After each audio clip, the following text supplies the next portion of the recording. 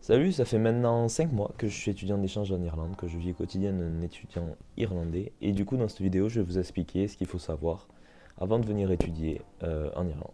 Donc, j'ai commencé par vous parler de l'école irlandaise. Donc, en étant étudiant étranger, on peut partir soit en transition year, soit en 5e année. Donc, je vais commencer par vous parler de la transition year. La transition year, c'est une année de césure entre leur partie collège et leur partie lycée. Donc la transition year, c'est l'équivalent en France de la seconde. Et donc pendant cette année, comme je dis, c'est presque une année de césure. C'est pas tout à fait ça, parce qu'ils vont quand même à l'école. Mais c'est une année où ils essaient de nouvelles matières à choisir pour les dernières années du lycée. Donc ils testent des matières pratiques, toutes les matières qui sont possibles à faire en dernière année. Ils les font cette année-là pour les essayer et pour savoir si ça leur plaît. Donc il y a des matières pratiques comme design, communication graphique, ils font du dessin technique. Il y a construction bois où ils apprennent à faire des trucs en bois, je sais pas trop, engineering et tout. Et c'est des matières pratiques que nous en France on n'a pas et c'est très intéressant à apprendre comme matière. Donc en transition year, il n'y a pas beaucoup de devoirs à faire à la maison, il n'y a pas beaucoup de pression scolaire, il n'y a pas beaucoup de contrôle. Alors ils en ont dans les matières principales en anglais et en maths, mais sinon ils n'ont pas d'évaluation dans les autres matières, donc ça permet d'avoir assez de temps libre pour soi pendant l'année. Donc après la transition year, il y a 2 années, donc il y a la 5e année et la 6e année. Alors la 5e et la 6e année, elles se font dans le système scolaire irlandais dans la continuité. C'est comme si c'était une grosse année pour préparer à l'examen final qui est la Leaving Cert. Donc c'est l'équivalent de la première et de la terminale. En étudiant étranger, on peut aller qu'en 5e année. Donc moi, c'est l'année que j'ai choisie. Donc en 5e année, il y a des matières que tout le monde fait et il y a des matières qu'on choisit. Les matières que tout le monde fait, c'est maths, 3 heures par semaine, anglais, 3 heures par semaine, sport, c'est 1 heure par semaine, carrière, 1 heure par semaine. Carrière, c'est une matière qui permet de savoir pour les Irlandais ce qu'ils veulent faire après leur examen final, la Leaving Cert. Ils apprennent à faire des CV et ils cherchent les différentes manières d'arriver à faire un métier plus tard. Éthique, 1 heure par semaine. Alors éthique aussi, c'est une matière qu'on n'a pas en France. Ça permet de débattre sur des sujets. Alors on a débattu sur la peine de mort, sur l'euthanasie. C'est pas des sujets très joyeux, mais c'est sympa de pouvoir discuter de ces sujets en classe. Relations et éducation sexuelle, 1 heure par semaine. C'est pas une matière que j'aime trop parce que la prof elle est pas géniale, mais je pense que si c'est bien enseigné par un bon prof, ça peut être intéressant. Et après, il y a les matières qu'on choisit. Donc on choisit 4 matières. Il y en a 2 qu'on fait 4 heures par semaine et il y en a 2 qu'on fait que 3 heures par semaine. Je vais vous parler des matières que j'ai choisies moi parce que je ne pourrais pas bien vous parler des autres matières. Il y en a plein d'autres à disposition. Voilà, c'est à savoir. Je vais d'abord vous parler des matières que j'ai choisies. Alors moi j'ai pris musique que je fais 3 heures par semaine, art que je fais 4 heures par semaine, physique-chimie que je fais 4 heures par semaine et histoire de l'Irlande que je fais 3 heures par semaine. C'est super intéressant, ça permet d'enrichir son vocabulaire. C'est pas une matière qu'on pense à choisir dès le début. Moi je voulais pas faire cette matière, mais j'avais pas trop le choix. Et au final c'est super intéressant, on améliore son vocabulaire, on apprend sur la culture du pays dans lequel on est. C'est vraiment super intéressant. Alors les matières qu'on peut choisir, donc il y a musique, art, physique, chimie et histoire que moi j'ai choisi. Il y a sciences de l'agriculture, design, communication graphique, ingénierie, biologie, construction studies, français, allemand, géographie. En Irlande, à l'école, il y a l'uniforme. Alors je porte là maintenant l'uniforme de sport avec les initiales et l'écusson du lycée.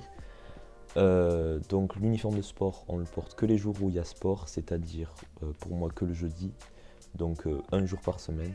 Et tous les autres jours, c'est l'uniforme un peu plus classe avec la chemise, le jumper, avec les cuissons du lycée aussi. Alors le premier jour à l'école, on peut se dire ça va être très compliqué comparé à l'anglais. Moi je sais, j'avais pas le niveau de fou en anglais, mais au final on s'y fait très vite.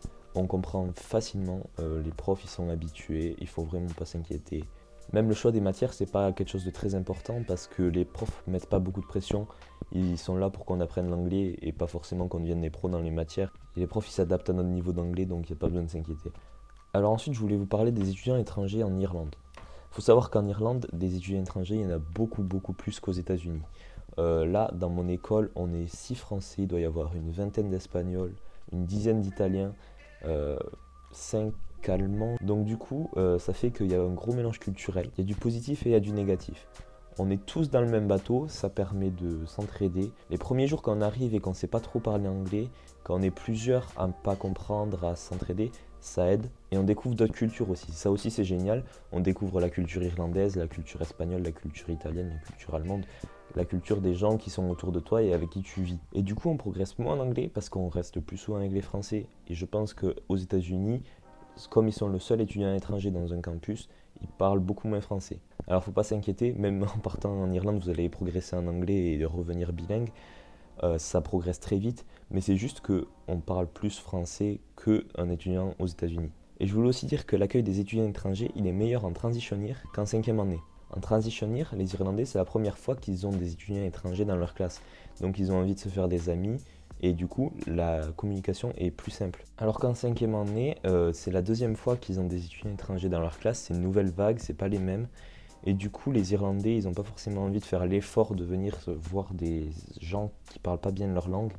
Et du coup, il faut aller de nous-mêmes, étudiants étrangers, vers les Irlandais. Je voulais aussi parler du fait que l'Irlande, c'est un pays rural, donc on a plus de chances de finir à la campagne que dans une ville. Les deux grandes villes, c'est Dublin et Cork, donc j'ai des amis qui sont tombés. Mais au final, on a beaucoup plus de chances de finir à la campagne. Et du coup, on se retrouve souvent dans des maisons, des fois isolées. Et du coup, pour aller à l'école, ça se fait soit en bus, moi j'ai un taxi, soit les parents d'accueil peuvent amener. Et du coup, les parents d'accueil trouvent une solution. Le seul souci quand on est un peu isolé, c'est que les étudiants étrangers, on aime partir sur la journée, le week-end. Sauf que les parents d'accueil ne peuvent pas nous amener. Du coup, on prend le train, c'est le meilleur moyen de transport pour nous. Et du coup, il faut aller à la gare la plus proche et il y a une navette pour y aller. Et moi, j'ai de la chance, la navette, elle passe juste devant ma maison, mais il y en a, ils ne peuvent pas forcément toujours sortir et les parents d'accueil ne sont pas toujours là pour les amener à un arrêt de bus. Donc du coup, ce qui fait qu'il y en a, ils ont plus de facilité à sortir que d'autres. Moi, je sais que si j'ai envie de sortir le week-end, il n'y a aucun souci, les parents d'accueil sont d'accord, je prends juste le bus qui passe devant la maison et c'est parfait. Mais on peut se retrouver dans des situations où c'est beaucoup plus compliqué et du coup, on sort beaucoup moins souvent. Il faut savoir que la famille, c'est pas des taxis et ils sont pas dans l'obligation d'organiser des sorties le week-end. Moi, depuis le début de l'année, je suis sorti 2 fois avec ma famille d'accueil en 5 mois pour aller voir une course de voiture pas loin de chez moi. Et ça dépend des familles d'accueil. Il y en a, ils sortiront tous les week-ends avec leur famille d'accueil et il y en a, ils sortiront jamais. Et la relation avec la famille d'accueil, c'est pareil. Il y a des familles d'accueil qui vont beaucoup discuter avec leurs étudiants étrangers et il y en a qui vont pas beaucoup discuter avec eux. Et c'est aussi pour ça que c'est cool qu'il y ait beaucoup d'étudiants étrangers en Irlande. C'est que c'est très rare qu'on se retrouve seul étudiant étranger dans une famille. Ils prennent souvent 2-3 étudiants étrangers minimum. Et moi, ma famille, c'est quelque chose de très spécial. On est 5 étudiants étrangers. Le fait d'être plusieurs dans une famille, c'est cool parce que moi, par exemple, je suis dans une famille où on communique pas trop, où on passe pas beaucoup de temps ensemble avec la famille d'accueil. Et du coup, le fait d'avoir des frères d'accueil fait qu'on n'est pas tout le temps dans notre chambre. Moi, je partage ma chambre avec un Italien et c'est super parce que du coup, on discute, on parle anglais même dans la chambre et jusqu'au soir, on parle anglais. Ça permet d'avoir de la compagnie, de passer moins de temps sur son téléphone. C'est que du positif. Et il faut savoir aussi que comme on est un groupe, les familles donnent beaucoup plus d'autonomie. On part le week-end en groupe, on va visiter les villes, Dublin, Cork. Partir un an en Irlande, c'est un gros avantage, c'est celui de pouvoir rentrer en France pour Noël. Moi, je suis rentré 2 semaines, ça permet de revoir ses amis, sa famille, ça permet de faire une coupure au milieu de l'année.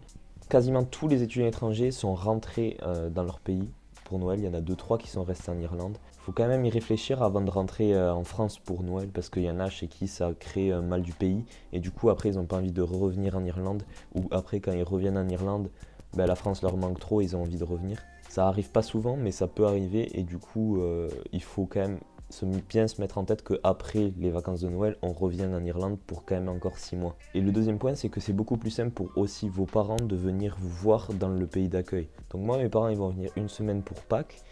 Et il y en a beaucoup des parents qui viennent visiter leurs enfants ici en Irlande pour voir dans quel milieu ils ont évolué pendant un an.